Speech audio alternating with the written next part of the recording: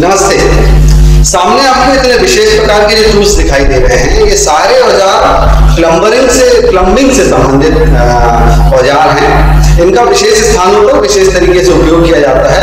इन सारे औजारों के बारे में हम एक एक करके जानकारी हासिल करेंगे। तो मैं सबसे रिक्वेस्ट करूंगा एक एक गहराई से अध्ययन करें। सबसे पहले हम कम दूरी नापने के लिए स्टील रूल का प्रयोग करते हैं, जो कि 12 इंच का होता है तथा दूसरी तरफ इसमें 30 सेंटीमीटर का होता है। 1 फीट में 12 इंच होते हैं।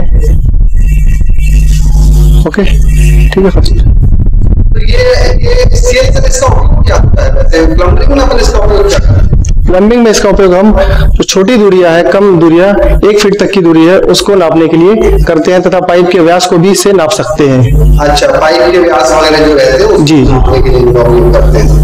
Okay sir. नेक्स्ट टूल हमारा आएगा स्टील टेप। यह प्लम्बिंग में लंबे पाइपों को नापने के लिए इसका प्रयोग किया जाता है। यह 3 मीटर, 5 मीटर तथा 10 मीटर तक के रहते हैं। अच्छा, इसका फ्रंट साइड कैसा है सर? फ्रंट साइड सामने तरफ क्या रहता है? इसमें 1 साइड इंच फीट रहते हैं। अच्छा अच्छा। और दूसरी तरफ इसमें मिलीमीटर सेंटीमीटर रहते हैं। इसके बाद तीसरे टूल हम आउटसाइड कैलिपर का प्रयोग करते हैं। इससे पाइप के बाहरी व्यास को अप्रत्यक्ष रूप से मापा जाता है तथा इसका प्रत्यक्ष नाप लेने के लिए हम स्टील रूल का उपयोग करते हैं। इसी तरह इसको क्या बोलते हैं सर? अभी आपने इसको आउटसाइड कैलिपर, पाइप के बाहरी व्यास को मापने के लिए आउटसाइड से नापा जाता है। इसमें एडजस्टिंग नट होता है। इसकी सहायता से हम पाइप के बाहरी व्यास को इस पे टच करते हैं। अच्छा।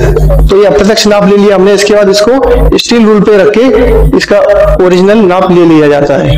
अच्छा, इसको हम प्रैक्टिस करेंगे ना बाद में, कैसे इससे हम पाइप को। जी जी जी, बिल्कुल बिल्कुल करेंगे। इसके बाद इसी तरह इनसाइड कैलिपर का उपयोग किया जाता है। इससे पाइप के अंदरूनी व्यास को मापा जाता है।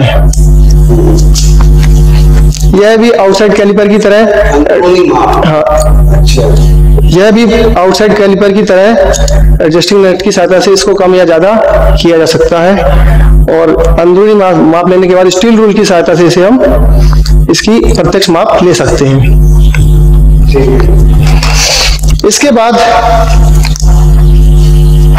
Drill bit.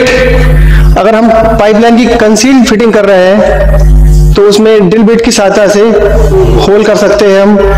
पाइप को क्लैंप करना है तो ड्रिल बिट की आवश्यकता पड़ती है। इसे हैमर की सहायता से अपन इसमें वॉल में होल करके फिटिंग कर सकते हैं। अच्छा, दीवार में होल। जी जी। ओके, तो ये ड्रिल मशीन भी इसकी जगह हम उपयोग करते हैं? जी हाँ, हैंड ड्रिल मशीन भी इसकी जगह अपन उपयोग कर सकते हैं, जिससे काम में तीव्रता आएगी।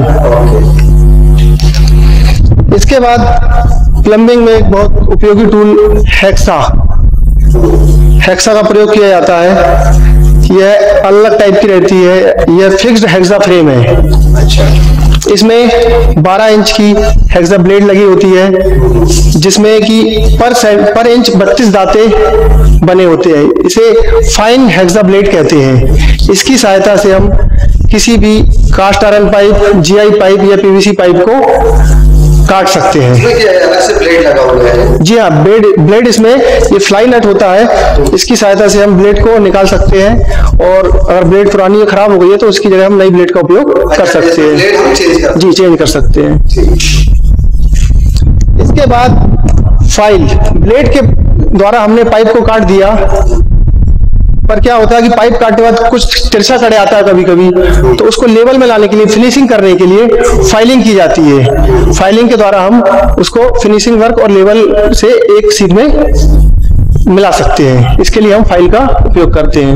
अच्छा, ये दोनों तरफ से एक जैसी रहती है? जी हाँ, ये दोनों तरफ से एक जैसी रहती है। ये फ्लैट फाइल है। ओके, ये फ्लैट फाइल है। जी। तो इसका उपयोग क्या होता है? इसका उपयोग यह है कि पाइप को काटा हमने, तो अगर उसमें फिनिशिंग नहीं है, तिरछा कट गया है, तो उसको फाइलिंग करके हम लेवल में ला सकते हैं और फिनिशिंग कर सकते हैं। इसके बाद चीजल जैसा कि हमने पहले बताया कि पाइप को कंसील फिटिंग करनी है, दीवार के अंदर फिटिंग करनी है या जमीन के अंदर करनी है, कंक्रीट वर्क है, तो उसकी चिपिंग के लिए हम चीजल का प्रयोग या छेनी का प्रयोग करते हैं। यानी अगर पाइप को अंदर, अगर दीवार के अंदर अगर बैठाना है तो उसको उसकी एक जो नाली बनाते हैं, जी जी जी, वो इस चीजल से, हाँ, चीजल की सहायता से अपन उसमें हैमरिंग करके अच्छा, अपन नाली खोद के फिर पाइप लगा के उसके बाद कर सकते हैं अपन ये। इसके बाद एक अन्य टूल आता है पाइप टेप। इसकी सहायता से हम पाइप के अंदर चूड़ी काट सकते हैं, टेपिंग कर सकते हैं। अगर पाइप के अंदर हमें चूड़ी काटनी है तो उसके लिए हम पाइप टेप, चूड़ी मतलब कि थ्रेडिंग बनाना, थ्रेड करना, ताकि हम उस पर अन्य फिटिंग फिट कर सके।